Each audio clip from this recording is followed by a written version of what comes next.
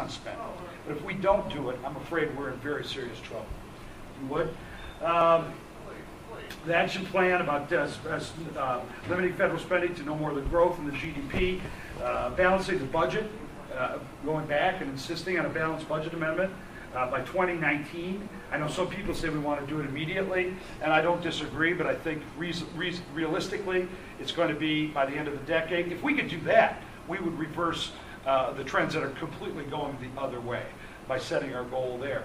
I want to provide an extension of these tax cuts because, as you remember, many of you will remember when Ronald Reagan was president, he did cut taxes. It did spur the economy. We saw more revenue coming into the government because we had more people working. You know, I heard Jennifer Granholm yesterday, or was it today, on the radio, saying, I got good news. People in Michigan are paying less taxes. Well, Governor, hello. We're now a 3% drop in personal income in the state. People aren't working. Yes, we're paying less taxes because no one's got any money left. You put money in their pockets by giving them a job. You give them a job by giving employers the reason and the rationale to hire them. Changes in Social Security.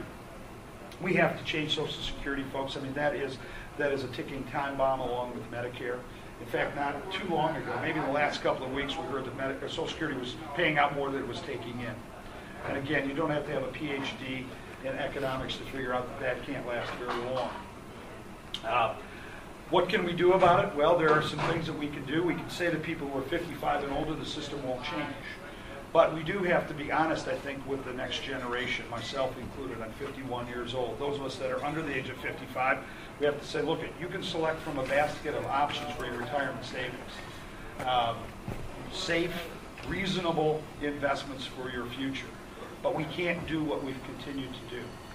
So to put it in perspective, when Social Security was founded back in the 30s under FDR, there were 16 workers for every Social Security retiree. So 16 workers contribute a little bit of money, and they send it to the older folks, and they sustain them in their old age.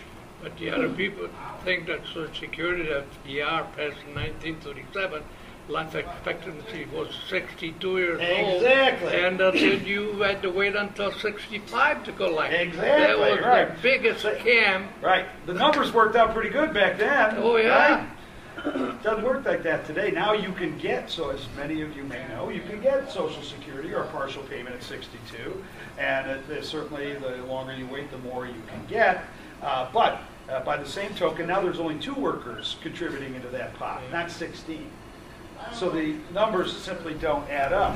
I think the same is true with Medicare. We also have to say for people under the age of 55 that we do have to try a new system. We have to provide a voucher, the number of which some have pegged at $11,000, $12,000 that you can use for medical expenses.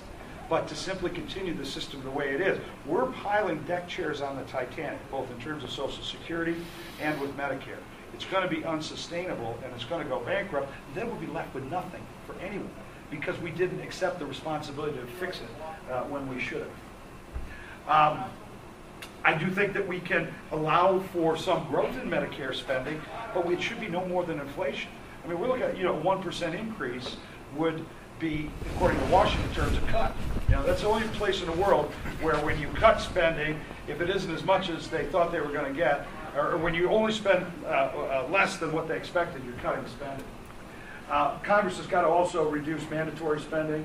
I think we've got to keep defense spending at current levels because we do have troops in the field, and I think it's our obligation to provide them with every resource available to them.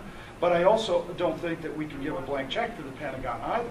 I think we also have to ask this administration, what are the objectives in Iraq and Afghanistan today, so we know when we've achieved victory. And I'd be hard-pressed today, if I was a member of Congress, to be able to report back to my constituents when we knew we've won.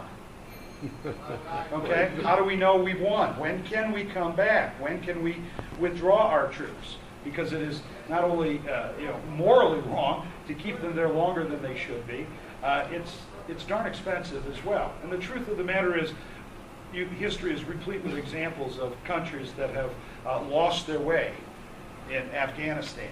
And we could find ourselves in that same position unless we clearly define what our objectives are.